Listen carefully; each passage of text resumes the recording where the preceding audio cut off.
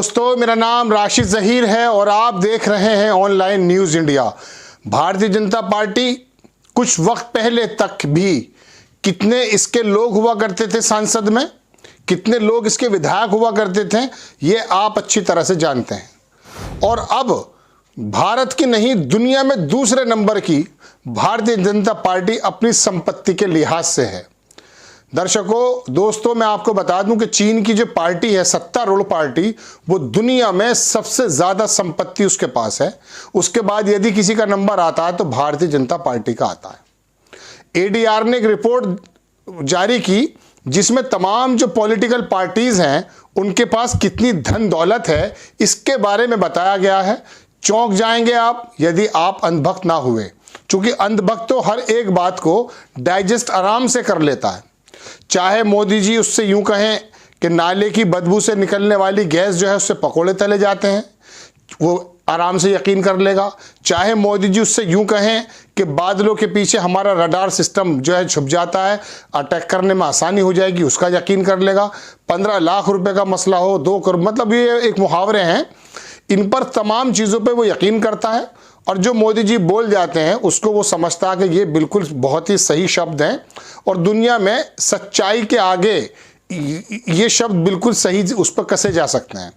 आपको मैं बताने जा रहा हूं कि भारतीय जनता पार्टी के पास कितनी धन संपत्ति है और वो कितना ज़्यादा डिफरेंस रखती है बाकी तमाम पार्टीज से।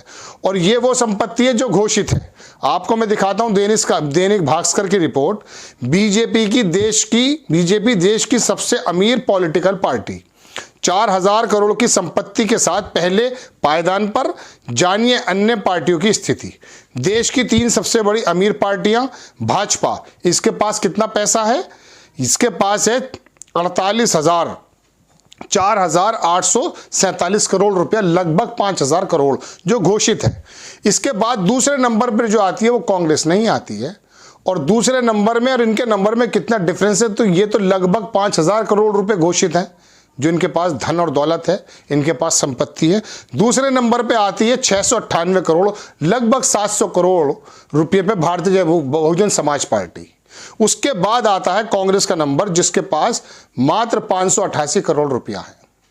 तो ये आपको मैं सुनाता हूं कि association for democratic reforms ADR के मुताबिक वित्त वर्ष 2019-20 के दौरान 7 राष्ट्रीय और 44 क्षेत्रीय राजनीतिक दलों की कुल संपत्ति 6,988 करोड़ रुपए, 2,129 करोड़ रुपए दर्ज की गई है। राष्ट्रीय पार्टियों में सबसे ज्यादा संपत्ति भाजपा की बताई गई है। भाजपा 4,847 करोड़ रुपए की संपत्ति के साथ पहले स्थान पर है और दूसरा जो स्थान बहुजन समाज पार्टी का है वो इससे 7 लगभग 7 गुना कम है। ठीक, जो कुल टोटल का 69% है, जो टोटल पॉलिटिकल पार्टीज की टोटल पैसा है उसका लगभग 69 पॉइंट यानी कि लगभग 70% जो पैसा है वो भारतीय जनता पार्टी के पास है। एडीआर के मुताबिक इसके बाद बहुजन समाज पार्टी बीएसपी का आता है जो 698 करोड़ मैंने बताया मैंने आपको। तीसरे नंबर पे कांग्रेस आती है और उसके बाद फिर जो है राजनीतिक दल आने शुरू हो जाते हैं, जैसा कि मिसाल के तौर पर क्षेत्रीय पार्टियों में समाजवादी के पास 563 करोड़ हैं और इसके बाद तेलंगाना राष्ट्र समिति के पास 301 करोड़ हैं, AIDMK 267। इस तरह की तमाम चीज़ें हैं, ये हैं जो मैंने आपको बताया, ये एडीआर का सर्वे। और दर्शकों, ये जो संपत्ति है, ये जो पैसा है वो ये है जो घोषित है, जिसको बताया गया है। और ऐसा कितना पैसा होगा अंदाज़ा कर सकते हैं। हेलीकॉप्टर्स उड़ रहे हैं और पार्टियों को तमाम वर्चुअल मीटिंग्स हो रही हैं और पार्टीज़ के तमाम कार्यालयों पर खर्चा हो रहा है। वो कितना बड़ा खर्च है वो आप जानते हैं। या तो हमारी पॉलिटिकल पार्टीज़ पर पैसा है या फिर हिंदुस्तान के चंद घरानों के लोगों के पास पैसा है। बाकी तो बेरोजगारी के आंकड़े आप देख लीजिए। ये तमाम चीज़ें देखने के बावजूद भी भारतीय होने के नाते अगर आपको ये नहीं लगता कि आपके कारोबार में, आपकी नौकरियों में, आपकी आमदनियों में अगर कमी है, और वहीं पॉलिटिकल पार्टीज़ जो अभी कुछ समय पहले तक 2 लोग हुआ करते थे लोकसभा के अंदर भी, 2 सांसद थे, अब तो ज़बरदस्त हैं। चलिए, सांसद की कोई दिक्कत की बात नहीं, ज़मीनी काम कीजिए, कोई बढ़ जाइए आगे। लेकिन उसके ऊपर जो पैसा खर्च होता है जो कार्यालयों पर और मीटिंग्स पर और पार्टी के तमाम कार्यकर्ताओं पर पैसा, ये घोषित है। दूसरी बात मैं आपको और बताता हूँ, RTI, राइट टू इंफॉर्मेशन, जिसके अंतर्गत आपको, मुझे अधिकार है कि मैं किसी भी चीज़ के बारे में जान लूँ, एक अर्जी लगा करके इसकी स्थिति क्या चल रही है। तो उसके अंदर कुछ चेंजेस हुए हैं। उसमें एक चेंजेस दर्शकों ये भी है कि आप राजनीतिक पार्टियों के बारे में जान नहीं सकते। जिस तरह से PM केयर फंड के बारे में आपको कोई अधिकार नहीं है किसी भी तरीका RTI डालने का कि हमें बता दीजिए कितना पैसा। इसी वजह, इसी तरह से ये पॉलिटिकल जो पार्टीज हैं, इनके पास धन कहाँ से आता है, इसके बारे में भी आपको जानने का अधिकार नहीं है। चलिए, ये बात हो गई।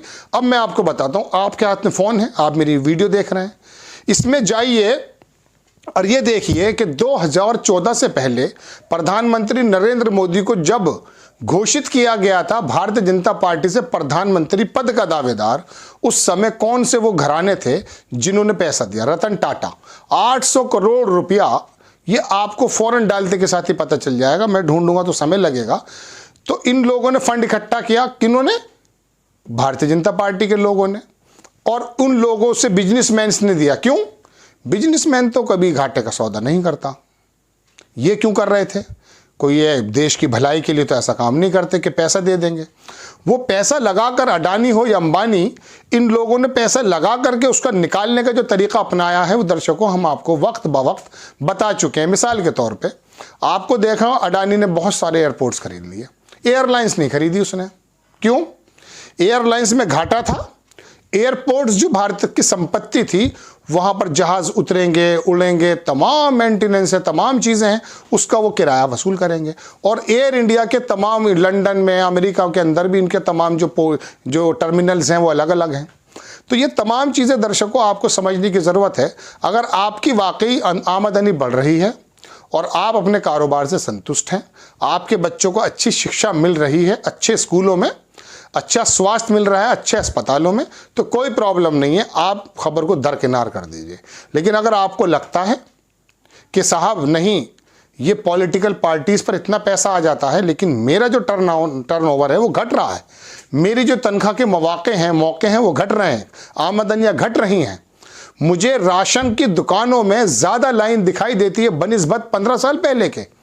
आज राशन कार्ड जो है वो कितना इंपॉर्टेंट डॉक्यूमेंट्स बन गया है किसी गृहिणी के लिए, ये तो आप उससे पूछिए। 80 करोड़ लोगों को देने की बात करते हैं, हम अप्रिशिएट करते हैं मोदी सरकार को, लेकिन आप ईमानदारी से बताइए, क्या हमें राशन की दुकानों पर लाइन लग करके राशन लेने के लिए तैयार किया जा रहा है, या चीन की तरह मिलेनियर बिलियनियर बनाना चाहिए था? है यहां पर चंद लोगों के पास कितना पैसा है आप देख लीजिए। 60% देश की संपत्ति कुछ चंद % लोगों के हाथों में है। 80% जो संपत्ति टोटल पैसा वो कुछ चंद लोगों के हाथों में है। कोरोना काल में हर एक आदमी की आमदनी घट जाती है, लेकिन अडानी नंबर 1 बनकर उभरता है। क्यों? मगर वो हुआ यूं है कि आपको मुस्लिम, मुझे हिंदू, उसे ईसाई, उसे सिख बना दिया गया है। और अगर ये मंदिर और मस्जिद अगर रोटी आपको दे रहे हैं तो वह कोई बहुत अच्छी बात है, लेकिन अगर आपको धर्म की आग में लगा करके खुद आराम से अपने उद्योगपति लोगों के कारोबार चमकवाने का काम करती हैं पार्टियां, तो ये आपको देखना चाहिए। चाहे उसमें कांग्रेस हो, एक ज़माने तक कांग्रेस ने भी यही किया होगा।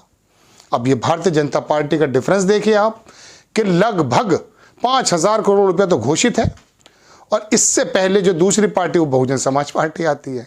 चलिए, खैर, आपको खबर कैसी लगी अपनी राय कमेंट्स बॉक्स में ज़रूर दीजिएगा।